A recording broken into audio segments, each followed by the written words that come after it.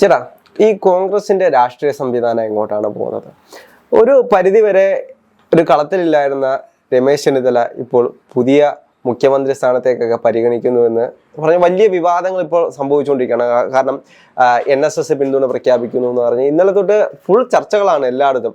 ആരാണ് കോൺഗ്രസിന്റെ അടുത്ത മുഖ്യമന്ത്രി സ്ഥാനാർത്ഥി എന്ന് പറഞ്ഞു. VD സതീശനെ ക്രിസ്ത്യാനികൾ സപ്പോർട്ട് ചെയ്യുമ്പോൾ ചെന്നിത്തലയെ NSSഉം SNDPയും ഒക്കെ സപ്പോർട്ട് ചെയ്യുന്നു. ഇപ്പൊ അടുത്തായിട്ട് ശിവഗിരി മഠത്തിലെ ഉദ്ഘാടനത്തിനായിട്ട് ചെന്നിത്തലയെ വിളിച്ചിട്ടുണ്ട്.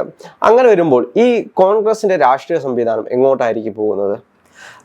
തികച്ചും അപ്രതീക്ഷിതമായ ഒരു പേരാണ് ചെന്നിത്തലയുടെ. പെട്ടെന്ന് ചെന്നിത്തലയുടെ പേര് കേട്ടു. കാരണം ഒന്ന്, അദ്ദേഹം മഹാരാഷ്ട്ര ഇലക്ഷനൊക്കെ അദ്ദേഹത്തിനായിരുന്നു ചുമതല. അപ്പൊ അത് കഴിഞ്ഞ് കാരണം അദ്ദേഹത്തെ കേരള രാഷ്ട്രീയത്തിൽ നിന്ന് കംപ്ലീറ്റ് മാറ്റി അങ്ങനെ ഒരു അവസ്ഥയിലായിരുന്നു. പെട്ടെന്നാണ് രമേശ് ചെന്നിത്തല കളം നിറയുന്നത്. NSS ജനുവരി 2-ാം തീയതി മന്നത്തിന്റെ ജയന്തിയോടനുബന്ധിച്ച് നടക്കുന്ന പരിപാടിയിൽ അദ്ദേഹത്തെ മുഖ്യ അതിഥിയായി ക്ഷണിച്ചിട്ടുണ്ട്. അദ്ദേഹം അവിടെ പ്രസംഗിക്കും. SNDP ഡിസംബർ 28-ാം തീയതി ശിവഗിരി തീർത്ഥാടനത്തിന്റെ തുടക്കം ഉദ്ഘാടനം ചെയ്യുന്നതും രമേശ് ചെന്നിത്തലയാണ്. എനിക്ക് തോന്നുന്നത്, കാരണം ഒന്ന്, NSS വർഷങ്ങൾക്ക് ശേഷമാണ് ചെന്നിത്തലയെ ഒരു പരിപാടിക്ക് വിളിക്കുന്നത്. അവർ തമ്മിൽ നിന്നിരുന്ന ചില മിസ്അണ്ടർസ്റ്റാൻഡിങ്ങിന്റെ പുറത്ത് ആയിരുന്നു NSSഉം രമേശ് ചെന്നിത്തലയും. കാരണം ഒരു കാലഘട്ടത്തിൽ NSSന്റെ മുഖമായിരുന്നു ചെന്നിത്തല.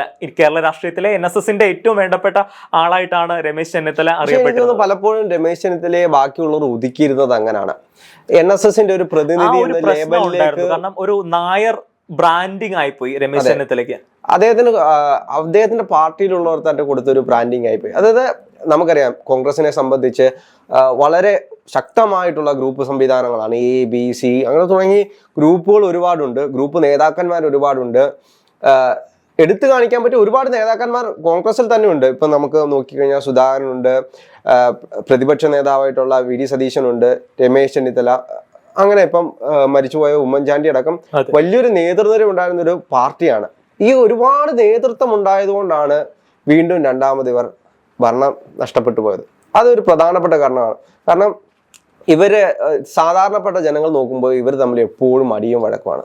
അതാണ് ഒരു മെയിൻ കാരണം ജനങ്ങൾക്ക് ഇവരിൽ നിന്നും വിട്ടു നിൽക്കേണ്ടി വരുന്ന ഒരു അവസ്ഥയിലേക്ക് വരുന്നത്. കാരണം മറ്റൊരു തല്ലും വഴക്കില്ലെങ്കിൽ ഇവന്മാർ എങ്ങനെയെങ്കിലും പോട്ടെന്ന് പറഞ്ഞാണ് CPM പാർട്ടിക്ക്. അത് കോൺഗ്രസിന്റെ ഒരു സാധ്യത കൂടെയാണ്. കോൺഗ്രസിലെ ജനാധിപത്യത്തിന് ആ ഒരു സ്പേസ് ഉള്ളത് കൊണ്ടാണല്ലോ ഇത്രയും നേതാക്കന്മാരുണ്ട്. അവർക്ക് അവരുടെ അഭിപ്രായം പറയുകയും ചെയ്യാം. ഇപ്പോ K മുരളീധരനെ പോലുള്ള ആൾക്കാർ പലപ്പോഴും കോൺഗ്രസ് നേതൃത്വത്തിനെ ക്രിട്ടിസൈസ് ചെയ്യുന്നുണ്ട്.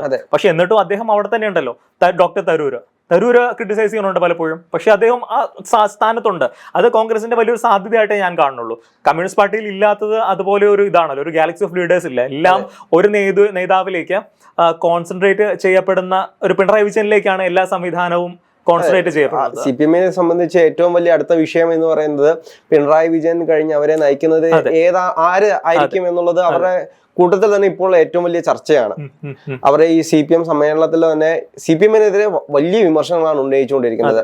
എല്ലാം പിണറായി വിജയനിലേക്ക് ഒതുങ്ങി പോകുന്നു എന്നൊരു തോന്നല് അവരുടെ സാധാരണപ്പെട്ട പാർട്ടി പ്രവർത്തകരുടെ ഇടയിലുമുണ്ട്. പക്ഷെ അതേ സംബന്ധിച്ച് കോൺഗ്രസിലേക്ക് വരുമ്പോൾ നേതാക്കന്മാർ ഒരുപാടുണ്ട്. മുഖ്യമന്ത്രി സ്ഥാനാർത്ഥികൾക്കായി കടിപിടിയാണ്. A ഗ്രൂപ്പിന് കൊടുക്കുമോ, I ഗ്രൂപ്പിന് കൊടുക്കും. ഈ ഗ്രൂപ്പ് സമവാക്യങ്ങളാണ് ഈ കോൺഗ്രസിനെ കൂടുതൽ തളർത്തുന്നത്. ഒന്ന്, ഇന്ന് കേരളത്തിലെ കോൺഗ്രസിന്റെ ഗ്രൂപ്പ് സമവാക്യങ്ങൾ വളരെ ഫ്ലൂയിഡ് ആണ്. നേരത്തെ ആന്റണി കോൺഗ്രസ്, ഇന്ദിരാ കോൺഗ്രസ്, അതൊക്കെ കംപ്ലീറ്റ് മാറി. അതിന്റെ ഇക്വേഷൻസ് എല്ലാം മാറി. ഇപ്പോ ഒരു 2 കണ്ടന്റേഴ്സ് എന്ന് പറഞ്ഞാൽ ഒന്ന് സതീശനും 2 ചെന്നിത്തലയുമാണ്. പിന്നെ KC വേണുഗോപാൽ ഉണ്ട്. ഒരു പക്ഷേ മറ്റൊരു ഗ്രൂപ്പ് സംവിധാനം ഉണ്ടാക്കിയെടുക്കും. കാരണം അദ്ദേഹം സെന്ററിന്റെ ആളാണല്ലോ, ഹൈക്കമാൻഡിന്റെ ആളാണ്.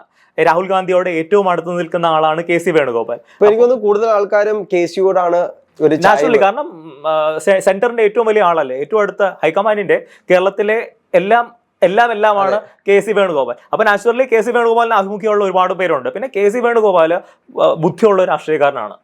അതുകൊണ്ടാണല്ലോ അത്രയും ആ ഒരു ലെവലിൽ വരെ അദ്ദേഹത്തിന് എത്താൻ സാധിച്ചത്. ഈ ആളുകൾക്ക് എപ്പോഴും അധികാരമാണ് വേണ്ടത്.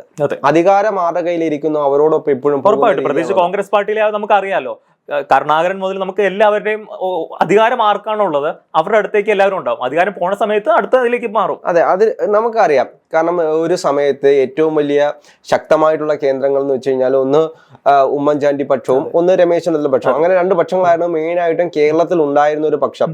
ആ ഒരു സമയത്താണ് ചെന്നിത്തലയെ എല്ലാവരും കൂടെ ഒരു ബ്രാൻഡിന്റെ കീഴിൽ ഒതുക്കി, അതായത് NSSന്റെ ഒരു മുഖം. ആ ഒരു രീതിയിലേക്ക് എതിർ പാർട്ടിക്കാരാണെങ്കിലും എല്ലാവരും രമേശ് ചെന്നിത്തലയെ ഒതുക്കി. അദ്ദേഹം പ്രതിപക്ഷ നേതാവായ സമയത്ത് പലരും അദ്ദേഹത്തിന് വേണ്ടുന്ന തരത്തിലുള്ളൊരു സപ്പോർട്ട് കൊടുത്തിട്ടില്ല. നമ്മളെല്ലാവരും കണ്ടതാണ്. അദ്ദേഹം ഒരു കാര്യം പ്രതിപക്ഷ നേതാവ് എന്ന നിലയിൽ പറയും, അതിന്റെ അപ്പുറത്ത് മറ്റു നേതാക്കന്മാർ വേറെ പറയും. അങ്ങനെ അത് വലിയൊരു ചർച്ചാ വിഷയമായിരുന്നു. അദ്ദേഹം പറയുന്ന കാര്യങ്ങൾ ആരും എടുത്തിട്ടില്ല. അതിനുശേഷം ആ ഒരു തോൽവി കഴിഞ്ഞതിന് ശേഷം എനിക്ക് തോന്നുന്നു കോൺഗ്രസ് പാർട്ടി ഒരുപാട് അദ്ദേഹത്തിൽ നിന്നും പഠിച്ചിട്ടുണ്ടെന്ന് തോന്നുന്നു. കാരണം അതിനുശേഷം വന്ന വിവാദങ്ങൾ നമുക്കറിയാം, സ്വർണ്ണക്കടത്ത് അങ്ങനെയുള്ള വിഷയങ്ങൾ, പിന്നെ വീണ വിജയന്റെ വിഷയങ്ങൾ, അങ്ങനെ ഒരുപാട് വിഷയങ്ങൾ അദ്ദേഹം ഉന്നയിച്ച ഒരുപാട് വിഷയങ്ങളുണ്ട്. അതെല്ലാം പിന്നീടാണ് വന്നത്. അതെല്ലാം പിന്നീട് ആളുകൾ ഏറ്റെടുക്കാൻ തുടങ്ങി. അങ്ങനെ വരുമ്പോൾ അദ്ദേഹത്തിനെ അന്ന് കേൾക്കാത്ത ആളുകൾ ഇന്ന് അദ്ദേഹത്തിനെ കേൾക്കാൻ നിൽക്കുമോ? തീർച്ചയായിട്ടും. ഒന്ന്, അദ്ദേഹത്തിന് ഡയറക്റ്റ് ആയിട്ട് ഇപ്പൊ NSSന്റെയും SNDPയുടെയും സപ്പോർട്ടുണ്ട്. SNDPയുടെ സപ്പോർട്ട് വളരെ പ്രധാനപ്പെട്ടതാണ്. കാരണം ഇവർക്ക് ആർക്കും ബേസിക്കലി ശത്രുവിന്റെ ശത്രു മിത്രം എന്ന് പറയുന്ന പോലെയാണ്. NSS SNDPയും തമ്മിൽ വലിയ പ്രശ്നങ്ങളുണ്ട്. പക്ഷെ ഇവർക്ക് രണ്ടുപേർക്കും താല്പര്യമുള്ള ഒരു കാര്യം, താല്പര്യം ഇല്ലാത്ത ഒരു കാര്യം ഇയാളാണ്. സതീശന് രണ്ടുപേർക്കും താല്പര്യമില്ല. അപ്പോ സതീശന് ചെക്ക് വെക്കാനാണ് ബേസിക്കലി ഈ ചെന്നിത്തലയോട് പെട്ടെന്ന് ഒരു ആഭിമുഖ്യം ഇവർക്ക് തോന്നുന്നത്. പക്ഷെ ഒരു കാര്യം, നമ്മൾ എന്തൊക്കെ പറഞ്ഞാലും സതീശൻ ഒരു പ്രതിപക്ഷ നേതാവ് നിലയിൽ നല്ല പെർഫോമൻസ് കാഴ്ചവെക്കുന്ന ഒരാളാണ്. അദ്ദേഹം ഒരു വളരെ വൈബ്രന്റ് ആണ്. പിണറായി വിജയനെതിരെ വലിയ രീതിയിൽ സഭയിൽ വലിയ രീതിയിൽ സംസാരിക്കുന്ന ഒരാളാണ്. സംസാര ശൈലി നല്ല മനോഹരമാണ്. അതെ അതെ. പക്ഷെ ഒരു കാര്യം എന്ന് വെച്ചാൽ എനിക്കൊന്നും അദ്ദേഹം അത്ര ജനകീയനാണെന്ന് എനിക്ക് തോന്നുന്നില്ല. ഇപ്പോ കോൺഗ്രസിന്റെ പൊതുവെ ഒരു കൾച്ചർ ഉണ്ടല്ലോ, അവര് ജനങ്ങളോട് ഇടപെടുന്ന രീതി വളരെ സോഫ്റ്റ് ആയിരിക്കും. പക്ഷെ സതീശൻ ഒരു കടുംപിടുത്തക്കാരനാണെന്നുള്ള രീതിയിലാണ് എനിക്ക് മനസ്സിലാകുന്നത്. അപ്പൊ പ്രശ്നം എന്ന് വെച്ചാൽ ഈ UDF ബാക്കി സഖ്യകക്ഷികൾ എങ്ങനെയായിരിക്കും ഇതിനെ കാണുക? പ്രത്യേകിച്ച് കോൺഗ്രസിന്റെ ഏറ്റവും സപ്പോർട്ട് സിസ്റ്റം എന്ന് പറയുന്നത് മുസ്ലിം ലീഗാണ്. UDF തന്നെ ഏറ്റവും കൂടുതൽ സീറ്റുകൾ കൊണ്ടുവരുന്ന ഒരു പാർട്ടിയാണ് മുസ്ലിം ലീഗ്. അപ്പൊ മുസ്ലിം ലീഗിന്റെ നിലപാട് എന്തായിരിക്കും എന്ന് വളരെ പ്രധാനപ്പെട്ട ഒരു കാര്യമാണ് ഇതിനകത്ത്. എനിക്ക് തോന്നുന്നു ഇനി അടുത്തത് ഒരു രമേശ് ചെന്നിത്തല യുഗമാണ് വരുന്നത്. ചെന്നിത്തലയ്ക്ക് മുന്നോട്ട് വരാനുള്ള എല്ലാ സാധ്യതകളും ഉണ്ട്. പ്രത്യേകിച്ച് സുധാകരൻ ഇനി ഒരു ഇലക്ട്രൽ പൊളിറ്റിക്സിൽ നിൽക്കാൻ പറ്റുമെന്നൊരു സംശയമുണ്ട്. അദ്ദേഹത്തിന്റെ ഹെൽത്ത് വളരെ വീക്കാണ്. അദ്ദേഹം 80 വയസ്സിനോട് അടുത്തിരിക്കുന്നു. അപ്പോൾ അങ്ങനെ നോക്കുമ്പോഴത്തേക്ക് ചെന്നിത്തലയ്ക്ക് ഒരു സ്പേസ് ഉണ്ട്. അദ്ദേഹം എക്സ്പീരിയൻസ്ഡ് ആണ്. വർഷങ്ങളുടെ പാർലമെന്ററി എക്സ്പീരിയൻസ് ഉണ്ട് അദ്ദേഹത്തിന്. അപ്പോൾ അദ്ദേഹത്തിന് ഒരു സാധ്യതയുണ്ട്. പക്ഷെ ഇത് കോൺഗ്രസ് പാർട്ടിയാണ്, നമുക്കൊന്നും പറയാൻ പറ്റില്ല, പ്രഡിക്റ്റബിൾ അല്ല. KC വേണുഗോപാൽ ചിലപ്പോൾ പെട്ടെന്ന് അദ്ദേഹം വന്നിരിക്കും. പക്ഷെ എന്നിരുന്നാലും കേരളം എന്ന് പറഞ്ഞാൽ കോൺഗ്രസിന് ജയിക്കാൻ പറ്റിയ ഒരു സംസ്ഥാനമാണ്. മറ്റു സംസ്ഥാനങ്ങളിൽ എന്ത് സംഭവിക്കും? ശശി തരൂരിന്റെ പേര് ശക്തമായി വന്നതാണ്. അതെ, ഒരു പക്ഷെ അദ്ദേഹത്തിന്റെ പേരും വരാം. കാരണം ഡോക്ടർ തരൂർ എന്ന് പറഞ്ഞാൽ എല്ലാവരും റെസ്പെക്ട് ചെയ്യുന്ന ഒരു ഫിഗറാണ്. ഈ പ്രത്യേകിച്ച് കേരളത്തിലെ യുവജനങ്ങൾക്കെല്ലാം ഒരുപാട് താല്പര്യമുള്ള ഒരാളാണ് ഡോക്ടർ തരൂർ. പക്ഷെ അദ്ദേഹത്തിന്റെ പേരും വരാം. ഇനി ഇലക്ഷൻ എന്ന് പറഞ്ഞാൽ 1.5 കൊല്ലം കൂടെ ഉണ്ട്. അപ്പോ 1 വർഷത്തിനപ്പുറം ഉണ്ട്. എന്ത് വേണമെങ്കിലും സംഭവിക്കാം. രമേശ് ചെന്നിത്തല കളം മാറ്റി ചവിട്ടിയിട്ടുണ്ട്. ബാക്കി നേതാക്കന്മാർ ഇനി എങ്ങനെ അതിനെ ഒരു റീഗ്രൂപ്പിംഗ് ഇനി കോൺഗ്രസിൽ എന്തായാലും ഉണ്ടാവും. അതെ, നമുക്ക് നോക്കി കാണാം അത് എങ്ങനെയാണ്.